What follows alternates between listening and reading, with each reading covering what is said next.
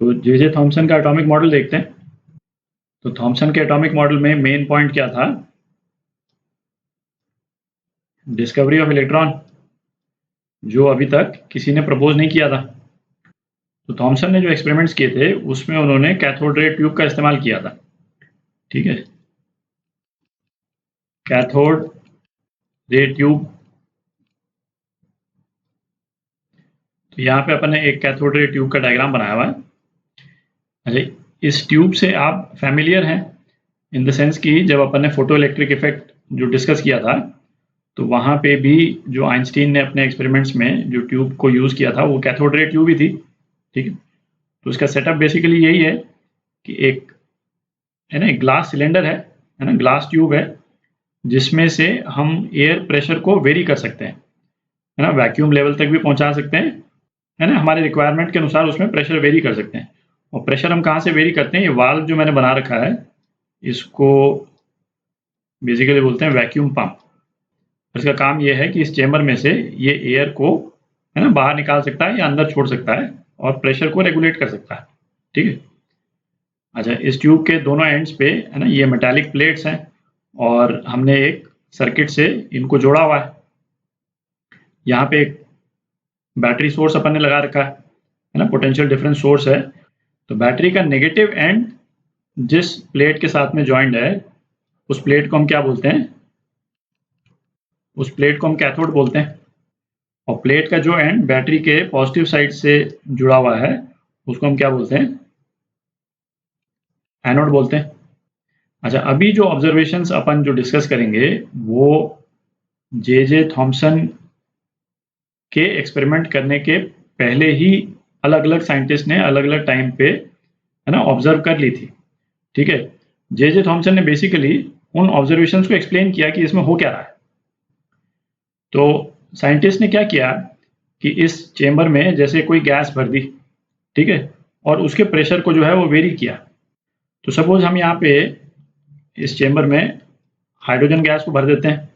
ठीक है, तो अपने इलस्ट्रेशन के लिए हाइड्रोजन मॉलिक्यूल में से एक हाइड्रोजन आइटम मैं यहाँ बना रहा हूँ। ये हाइड्रोजन आइटम मैंने बना दिया। ठीक है, जिसका आप समझ लें ये तो न्यूक्लियस हो गया और ये उसमें जो इलेक्ट्रॉन रोटेट कर रहा है वो बना दिया। ठीक है, दूसरा आइटम नहीं बना रहे, अपने को केवल कंसेप्चुअली समझना है कि हो क्या रहा है। तो अब साइंटिस्ट ने क्या किया, इसमें जैसे प्रेशर को जो है वो रिड्यूस किया और प्रेशर को, है ना, उन्होंने पहुंचा दिया 10⁻³ ऑफ एटमॉस्फेरिक प्रेशर। तो एटमॉस्फेरिक प्रेशर कितना होता है आपको मालूम ही है। एटमॉस्फेरिक प्रेशर जो है वो 10⁵ पास्कल होता है ना, तो उसका 1000 कम कर दिया। तो गैस मॉलिक्यूल्स इसमें, है ना, ऑब्वियसली काफ़ी कम हो गए। अब ये जो पोटेंशियल डिफरेंस जो है वो हम काफ़ी ज़्यादा हाई देते हैं इन दोनों टर्मिनल्स के बीच में। तो पोटेंशियल डिफरेंस करीब 10 किलो वोल्ट का हम मेंटेन करते हैं, है ना, 10,000 वोल्ट का। तो इसमें होता क्या है कि जैसे जैसे ये हाइड्रोजन आइटम जो है इसको आप विजुलाइज करें, तो एनोड वाला साइड जो है वो पॉजिटिव है और ये वाली साइड जो है नेगेटिव है। तो ये तो क्लियर ही है कि इसका जो न्यूक्लियस है, चूंकि पॉजिटिवली चार्ज है, वो इस तरफ अट्रैक्ट होगा और ये इलेक्ट्रॉन जो है नेगेटिवली चार्ज है, ये इस तरफ अट्रैक्ट होगा। और चूंकि ये पोटेंशियल डिफरेंस काफ़ी ज़्यादा है, तो होता क्या है, ये गैस जो है वो आयोनाइज हो जाती है। ठीक है, ये गैस जो है वो आयोनाइज हो जाती है। आयोनाइज होने का क्या मतलब हुआ कि इलेक्ट्रॉन जो है उस गैस में से वो निकल जाएगा, जो ऑर्बिटल इलेक्ट्रॉन है वो उस गैस में से निकल जाएगा। अरे ये तो मैंने एक एटम बनाया, अलग अलग एटम जो है वो यहाँ पे, है ना, मूव कर रहे हैं। तो नेट रिजल्ट क्या है कि इलेक्ट्रॉन्स तो इस तरफ मूव करने शुरू हो जाएंगे और ये जो न्यूक्लियस है ये इस तरफ मूव करना शुरू कर देंगे। ठीक है। अच्छा, अब ये जो गैस का जो प्रेशर है ये काफ़ी क्रूशियल होता है ना, ये डिसाइड करने के लिए कि इवेंचुअली होगा क्या इन इलेक्ट्रॉन्स का। यदि तो गैस का प्रेशर 10⁻³ एटमॉस्फेरिक है, ठीक है, तो क्या होता है, ऑल्दो अपने को यहाँ पे देखने में लग रहा है कि काफ़ी कम प्रेशर है, पर फिर भी जो एटम्स जो हैं वो इतने होते हैं, इतने कम प्रेशर पे भी जो हाइड्रोजन के एटम्स जो हैं वो इतने होंगे कि 3 बना दिए मैंने यहाँ पे, कि ये इलेक्ट्रॉन जो रिलीज हुए आयोनाइज होने के कारण, वो एक्सेलरेट करके और वेलोसिटी पकड़ें, है ना। इसके पहले क्या होता है, वो किसी दूसरे हाइड्रोजन एटम के इलेक्ट्रॉन से टकरा जाते हैं। तो ऐसे केस में क्या होता है, मैं यहाँ अलग से बना देता हूँ। ये न्यूक्लियस यदि हमने बना दिया और सपोज ये 2 ऑर्बिट मैंने बना दिए, है ना, एंटायरली सर्कुलर ऑर्बिट नहीं होते हैं, ये केवल अपन रिप्रेजेंटेशन के लिए बना रहे हैं।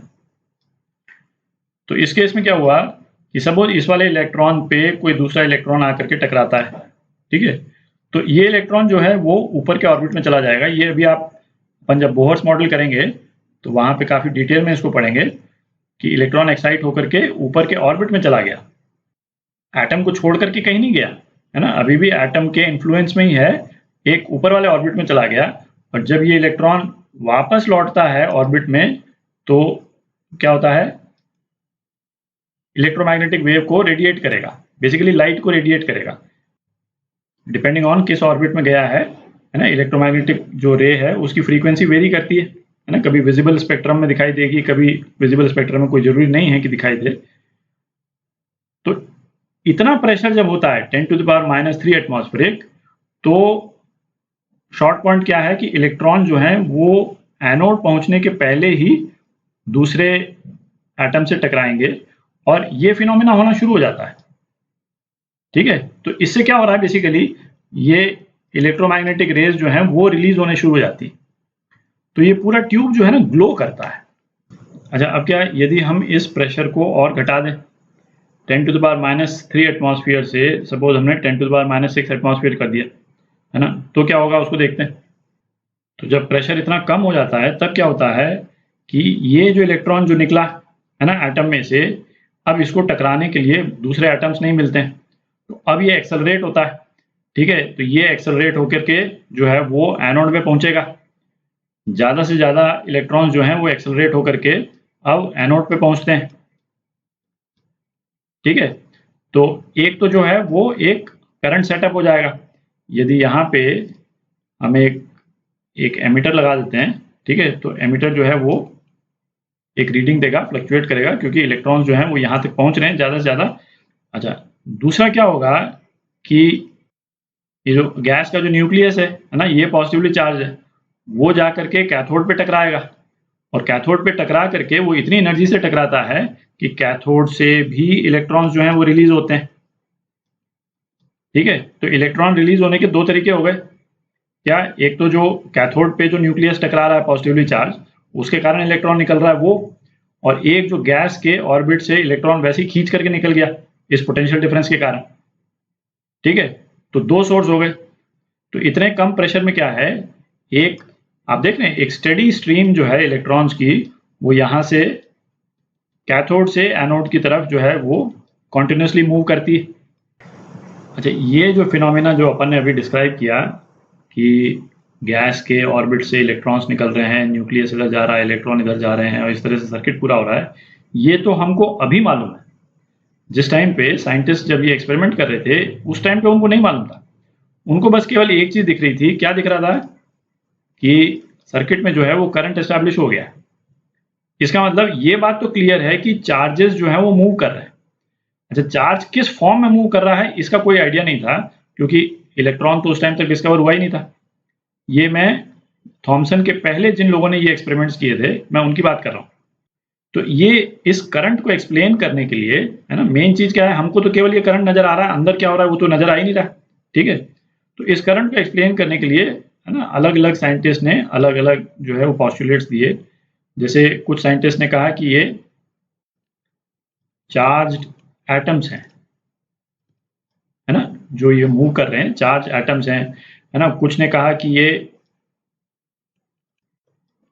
इलेक्ट्रोमैग्नेटिक रेडिएशन है ना, एक किसी फॉर्म का इलेक्ट्रोमैग्नेटिक रेडिएशन ही है जो इस तरह से ट्रैवल कर रहा है। अच्छा, ये दोनों ही एक्सप्लेनेशन जो है वो करेक्ट नहीं है। तो अब अपन देखते हैं कि जे थॉमसन ने क्या एक्सप्लेन किया। तो थॉमसन का जो एक्सपेरिमेंटल सेटअप था, है ना, वो इस टाइप का था। इसमें आप देखें जो ये वाला जो पोर्शन है, बस इतना भर वाला जो पोर्शन जो अभी अपन ने डिस्कस किया कैथोड रे ट्यूब, है ना, वो अपन ने ये वाला पोर्शन डिस्कस किया, ठीक है। यहाँ पे ये जो डिस्कस किया ना, ये 2 प्लेट्स हैं और ये ट्यूब है, ये इतना भर है इस पोर्शन का, ठीक है। इसमें ऑब्वियसली ये मतलब ये साइड का ये वैक्यूम वाला पोर्शन जो है वो हम नहीं शो कर रहे हैं, क्योंकि फिर डायग्राम है ना ज़्यादा कॉम्प्लेक्स टाइप का हो जाता है। मेन पॉइंट ये है कि ये कैथोड हो गया, ठीक है, ये वाली प्लेट जो है ये एनोड हो गई। अच्छा, इस एनोड को हमने बीच में एक जो है ना परफोरेट कर दिया, है ना, बीच में एक होल बना दिया ताकि इसमें से इलेक्ट्रॉन्स जा सकें। और ये पोटेंशियल डिफरेंस का जो हाई पोटेंशियल डिफरेंस का सोर्स जो था बैटरी, वो अपन ने लगा दी यहाँ पे। तो इसमें हो क्या रहा है कि इलेक्ट्रॉन्स जो है वो एक बीम के रूप में यहाँ से निकल रहे हैं, है ना, एनोड तक पहुंचेंगे और एनोड के बीच में जो है एक होल है, तो उस होल से पास होकर के इस तरफ आ जाएंगे। अच्छा, फिर थॉमसन ने क्या किया कि ये वाली जो स्क्रीन है, इस वाली स्क्रीन को फ्लोरेसेंट बना दिया, है ना। एक मटेरियल जो है वो यहाँ पे ऐड कर दिया इस वाली स्क्रीन पे। कौन सा मटेरियल? फ्लोरोसेंट मटेरियल, है ना, जिसका एग्जांपल एक है जिंक सल्फाइड। फ्लोरोसेंट मटेरियल की क्या प्रॉपर्टी है कि उस पे यदि इलेक्ट्रॉन स्ट्राइक करेगा, है ना, उस पे यदि इलेक्ट्रॉन स्ट्राइक करेगा तो उसमें होता क्या है, एग्जैक्टली वही चीज जो अपन ने हाइड्रोजन के कंटेक्स्ट में डिस्कस की थी। क्या डिस्कस किया था कि यदि हाइड्रोजन के ऑर्बिट में यदि कोई इलेक्ट्रॉन है तो वो क्या हायर ऑर्बिट में चला जाएगा, ठीक है, ये हायर ऑर्बिट में चला जाएगा। और जब ये हायर ऑर्बिट से वापस लौटता है, ये हायर ऑर्बिट से जब ये वापस लौटेगा जंप करके लोअर ऑर्बिट में, तो क्या करता है, एक रेडिएशन को रिलीज करता है। ये अभी कुछ ही वीडियोस आगे अपन जो है वो बोहर्स मॉडल में काफी डिटेल में अपन डिस्कस करेंगे। तो ये तो अपन ने हाइड्रोजन के कंटेक्स्ट में डिस्कस किया था। एग्जैक्टली सेम प्रोसेस जो है वो फ्लोरेसेंट मटेरियल के केस में भी होता है ना। उसमें भी यही होता है कि ZnS पे जब इलेक्ट्रॉन जो है वो स्ट्राइक करेंगे तो इलेक्ट्रॉन जो है वो हायर ऑर्बिट में जाकर के जब वापस आते हैं तो विजिबल लाइट जो है वो छोड़ते हैं। तो इससे हमको फायदा क्या, हमको ये मालूम चल जाता है कि इलेक्ट्रॉन स्ट्राइक कहाँ कर रहा है, स्क्रीन में लोकेशन क्या है इलेक्ट्रॉन के स्ट्राइक करने की, वो अपने को मालूम चल जाता है ना। इलेक्ट्रॉन तो अपन देख नहीं सकते हैं, बट ये जो लाइट छोड़ता है फ्लोरेसेंट मटेरियल, उससे हमको मालूम चल जाता है कि इलेक्ट्रॉन स्ट्राइक कहाँ कर रहा है, ठीक है। तो अब थॉमसन ने क्या किया, यहाँ पे दो प्लेट्स लगा दी, पैरेलल प्लेट्स, है ना, ये 3 डायमेंशनल में है, या आई होप आप विजुलाइज कर सकते हैं। इस तरह से दो प्लेट्स लगा दी और इस पे पॉजिटिव चार्ज दे दिया, इस पे नेगेटिव चार्ज दे दिया। तो इसका मतलब क्या हुआ कि इलेक्ट्रिक फील्ड जो है वो इस डायरेक्शन में सेटअप हो गया, ठीक है। अच्छा, ये तो अपने को मालूम ही है कि इलेक्ट्रॉन्स जो हैं वो इलेक्ट्रिक फील्ड से अफेक्ट होते हैं। तो इन इलेक्ट्रॉन्स पे फोर्स जो है वो किस डायरेक्शन में लगेगा, इन इलेक्ट्रॉन्स पे फोर्स जो है वो इस डायरेक्शन में लगेगा, यहाँ बना दिया मैंने, ठीक है। और फोर्स इस डायरेक्शन में लगेगा तो ये इलेक्ट्रॉन जो है वो बेंड होकर के कहाँ टकराएंगे, यहाँ पे कहीं पे टकराएंगे, है ना। तो यहाँ वाली स्क्रीन जो है वो लाइट अप हो जाएगी, ठीक है, रोशनी छोड़ेगी तो हमको मालूम चल जाएगा इलेक्ट्रॉन यहाँ स्ट्राइक कर रहे हैं। तो थॉमसन ने देखा कि इस तरह के पॉजिटिव नेगेटिव प्लेट लगाने से ये जो बीम जो आ रही है, ये कैथोड रे ट्यूब से जो भी बीम आ रही है वो इलेक्ट्रिक फील्ड से डिफ्लेक्ट हो रही है। तो उसे एक चीज क्लियर हो गई कि ये बीम जो है उसमें क्या चार्ज पार्टिकल्स हैं।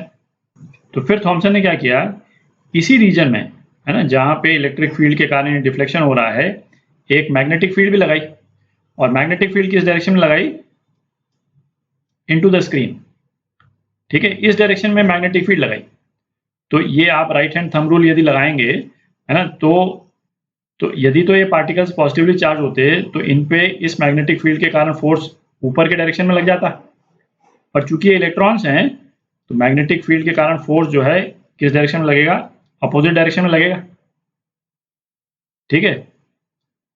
अच्छा, थॉमसन के इस एक्सपेरिमेंट के करने तक चार्जेस पे इलेक्ट्रिक फील्ड के कारण फोर्स और मैग्नेटिक फील्ड के कारण फोर्स ये तो डिस्कवर हो चुका था, ठीक है। तो थॉमसन ने इलेक्ट्रिक और मैग्नेटिक फील्ड इस तरह से वेरी की ताकि दोनों पे फोर्स जो है वो एग्जैक्टली सेम हो जाए। और हमको कैसे मालूम चल जाएगा दोनों पे फोर्स एग्जैक्टली सेम हो जाएगा, तो ये बीम जो है बिल्कुल सीधी चली जाएगी। तो मैग्नेटिक फील्ड और इलेक्ट्रिक फील्ड को इस तरह से कैलिब्रेट किया कि ये बीम जो है वो सीधी चली जाए। तो इलेक्ट्रिक फील्ड और मैग्नेटिक फील्ड के फोर्सेस बराबर होने का इम्प्लीकेशन क्या हुआ कि QE जो है वो QVB के बराबर हो जाएगा, ठीक है। तो इसका इम्प्लीकेशन क्या हुआ, v जो है E/b के बराबर हो गया। इसका मतलब जो भी पार्टिकल्स जो कुछ भी ट्रैवल कर रहा है इस बीम के अंदर, उसकी वेलोसिटी जो है वो क्या हो जाएगी, E/b के बराबर हो जाएगी। तो अब थॉमसन के पास में इन पार्टिकल्स की वेलोसिटी आ गई। अच्छा, फिर थॉमसन ने क्या किया कि ये जब केवल इलेक्ट्रिक फील्ड लग रही थी, जब मैग्नेटिक फील्ड नहीं थी, मैं मिटा देता हूँ मैग्नेटिक फील्ड। तो जब मैग्नेटिक फील्ड नहीं थी तो इस सेंटर पॉइंट से डिफ्लेक्शन जो है वो कितना हो रहा था, ये डिफ्लेक्शन हो रहा था। तो फोर्स जो है वो पार्टिकल्स पे वो कितना था, QE के बराबर। तो एक्सेलरेशन जो है वो AY ले लेता हूँ, y डायरेक्शन में, है ना, क्योंकि इसी डायरेक्शन में इलेक्ट्रॉन्स मूव कर रहे हैं, डिफ्लेक्शन ऊपर की तरफ ही हो रहा है। तो AY ये कितना हो जाएगा, QE/m, और D जो है वो कितना हो जाएगा, हाफ AT²। ठीक है, कि पार्टिकल्स को यहाँ से यहाँ पहुँचने में जितना टाइम लगे, है ना, उतना टाइम। और यदि इस वाले डिस्टेंस को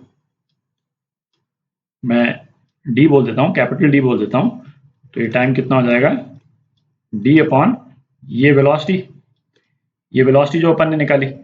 तो टाइम की वैल्यू यहाँ पे डाल देते हैं, तो अपने पास में क्या आ जाएगा, हाफ एक्सेलरेशन की जगह पे QE/m into D/v whole square. देख रहा है, तो इससे अपने पास में रिलेशन क्या आ गया, जो रिलेशन जे थॉमसन निकालना चाहते थे, वो क्या रिलेशन निकालना चाहते थे, Q/n। इन पार्टिकल्स का, जो भी पार्टिकल्स हैं, उनका चार्ज अपॉन मास का रेशो निकालना चाहते थे। तो इस वाली इक्वेशन से चार्ज बाय मास का रेशो आ गया, क्योंकि बाकी सारी चीजें अपने को मालूम है। तो ये कितना हो गया, 2D/E V/d होल स्क्वायर। ठीक है। अच्छा, V की वैल्यू जो है वो आप यहां से पता कर ही सकते हैं। तो बेसिक पॉइंट क्या हो गया कि हमारे पास में चार्ज और मास का रेशो आ गया। अच्छा, सपोज कोई भी चार्ज और मास का रेशो यदि आएगा किसी पार्टिकल का, तो अब देखने वाली बात ये होगी कि ये चार्ज और मास का रेशो वेरी करता है कि नहीं करता है। ठीक है, हो सकता है एक पर्टिकुलर गैस, इसमें वेरिएबल क्या है, जैसे गैस जो है वो वेरी कर सकती है, कभी हमने हाइड्रोजन लिए, कभी हीलियम लिया, कभी कुछ और लिया, है ना। और फिर उसके बाद में ये पार्टिकल्स जो हैं वो इस प्लेट से भी निकल रहे हैं, तो इस प्लेट का जो मटेरियल है ना, वो भी हम चेंज कर सकते हैं, है ना। कभी एल्यूमिनियम ले लिया, कभी कुछ और ले लिया मटेरियल जो है मेटालिक। तो थॉमसन ने सेम एक्सपेरिमेंट अलग अलग गैसेस पे और अलग अलग मटेरियल जो प्लेट्स का, कैथोड का लेकर के किया। ये तो हमको अब मालूम है कि ये पार्टिकल इलेक्ट्रॉन ही है, तो Q/m जो है वो सेम आना चाहिए, है ना। तो और थॉमसन के रिजल्ट में भी सेम आया। इन्होंने गैस को और कैथोड का मटेरियल चेंज करने पे भी Q/m का रेशो जो है वो सेम आया, हर तरह के केस में सेम आया। तो इसका इन्फ्रेंस क्या हुआ, उन्होंने ये मतलब इन्फ्रेंस निकाला कि ये जो पार्टिकल्स हैं वो एटम पे डिपेंड नहीं करते हैं, है ना। इसका तो यही इन्फ्रेंस हुआ कि वो एटम पे डिपेंड नहीं करते हैं, वो यूनिक हैं, यूनिक पार्टिकल्स हैं, और हर एटम के लिए कॉमन है, और हर एटम में एग्जिस्ट करते हैं। तो थॉमसन के मॉडल के लिए थोड़ी जगह बना लेते हैं। तो थॉमसन ने अपने एटॉमिक मॉडल में के लिए क्या बोला कि एटम्स, डाल्टन ने कहा था कि इंडिविजिबल होते हैं, है ना, वो तो गलत हो ही गया। तो थॉमसन ने कहा कि एटम में पॉजिटिव चार्ज जो है वो यूनिफॉर्मली इस तरह से डिस्ट्रीब्यूटेड रहता है पूरे एटम में, और इलेक्ट्रॉन्स जो हैं वो पार्टिकल्स के रूप में एग्जिस्ट करते हैं एटम के अंदर। ठीक है, ये इलेक्ट्रॉन्स। और इस मॉडल को क्या कहा गया, इस मॉडल को प्लम पुडिंग मॉडल भी बोलते हैं। ये प्लम पुडिंग बेसिकली एक कोई, है ना, इंग्लिश मिठाई टाइप की है, जिसमें जो है पुडिंग तो ये हो गई, एटम हो गया, और उसमें ये छोटे छोटे जो है ना प्लम के पीसेस जो हैं वो लगे हुए हैं एक तरह से। ठीक है। अच्छा, ये तो हमको अब जो है वो मालूम है, चूंकि कि एटम जो है वो इस टाइप का नहीं होता है, तो हम कह सकते हैं कि ये मॉडल जो है वो बहुत मतलब एलिगेंट नहीं था। पर आप जो डाल्टन की थ्योरी थी, है ना, डाल्टन की थ्योरी के कंपैरिजन में देखें तो ये बहुत बड़ा इंप्रूवमेंट था, लेकिन क्योंकि डाल्टन ने तो पूरे एटम को एक ही यूनिफॉर्म उसमें बना दिया था, इसमें कम से कम एक नया पार्टिकल इंट्रोड्यूस किया थॉमसन ने कि इलेक्ट्रॉन्स जो हैं अलग से एग्जिस्ट करते हैं एटम में। और ये फाइंडिंग जो है वो इतनी सिग्निफिकेंट थी कि 1906 में थॉमसन को नोबेल प्राइज मिला था इस चीज़ के लिए, ठीक है, जो बहुत बड़ी बात है। तो ये हिस्टोरिकल बैकग्राउंड अपन ने कर लिया है ना, एटॉमिक मतलब एटम का जो परसेप्शन है अपना कैसे चेंज हुआ टाइम टाइम पे। और अगले वीडियो में फिर अपन रदरफोर्ड मॉडल करेंगे एटम का, ठीक है।